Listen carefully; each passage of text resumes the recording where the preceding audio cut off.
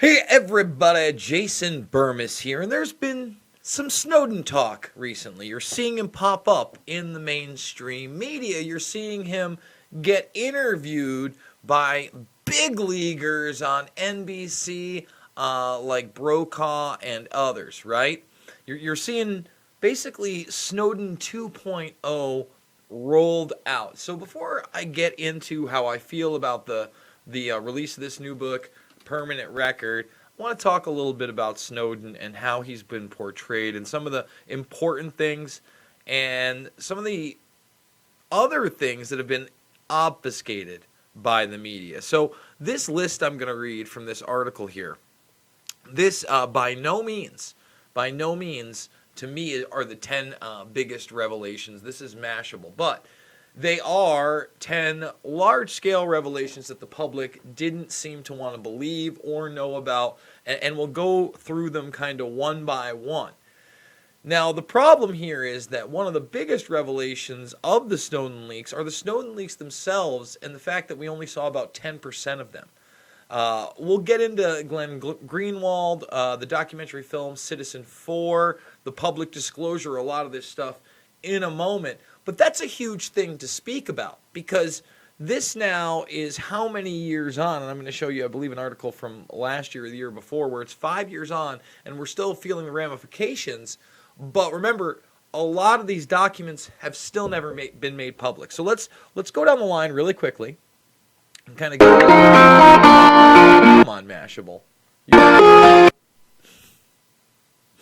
Are you kidding me right now? Can I just mute whatever's on this? Ugh. So why did this happen? Thanks. All right, great. Sorry, we do it live here.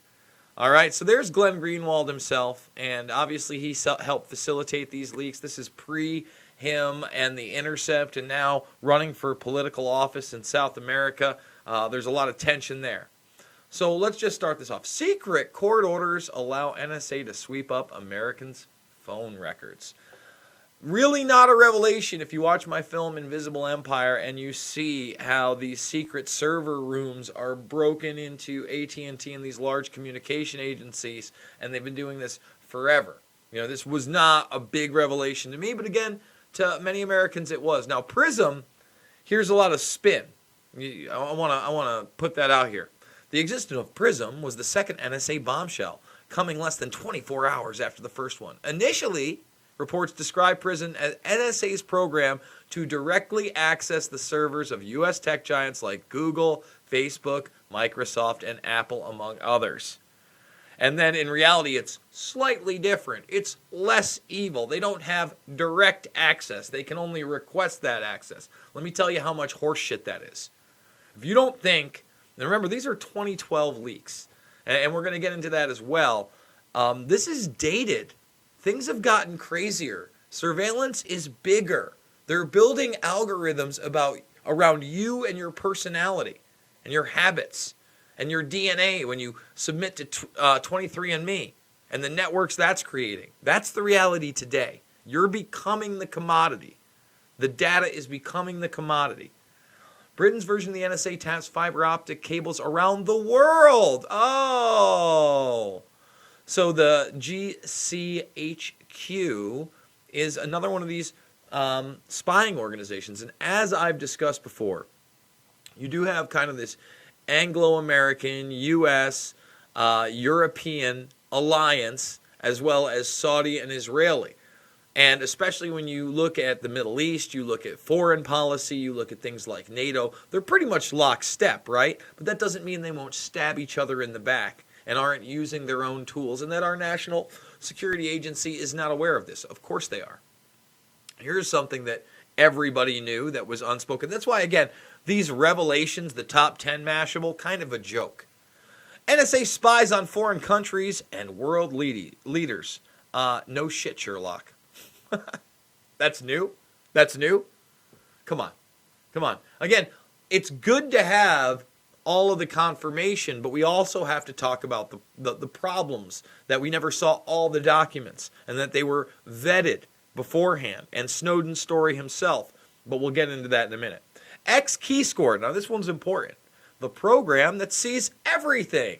XKeyscore is a tool the NSA uses to search nearly everything a user does on the internet through data it intercepts across the world. In leaked documents, the NSA describes it as a wide-reaching system to search through internet data. Now, I want to put this right out there big time. Take a look at XKeyscore. You can that's the other thing. You can download a lot of these documents. This is from 2008. This is 2008 technology. You can't even say like the teen thing. All right? And this is real-time access. All right? Real-time access. Take a look. Take a look of the North American sector right here, huh? Yeah? See that? Where is XKeyscore? Oh, it's all over. What's unique? We have developed so much more than what this is. This is such dated tech right now. Okay? Why go deep? Yeah, we're going to go deep right now. So let's continue down. And this is all NSA stuff right here. NSA efforts to crack encryption and undermine internet security. We've talked about that at length, especially with the National Security Agency and really the NASA Google program with quantum computing and the talks of trying to break all sorts of encryptions, including what? Cryptocurrency encryption. That's really important. NSA elite hacker team techniques revealed. Again, they talk about malware here, but we're seeing very, very small levels of it. They talk about cracks Google and Yahoo's data center links. Again, if you don't think internally they are in all of these large corporations to some extent, you're being extremely naive. NSA collects text messages. Again, if you're doing it over the internet, this is the Track Trace Database Society I've talked about for some time.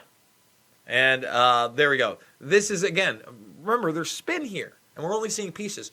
They intercept all phone calls in 2 countries, the Bahamas and Afghanistan. Well, I'm telling you now, it's a lot more than the Bahamas and Afghanistan. That's a promise.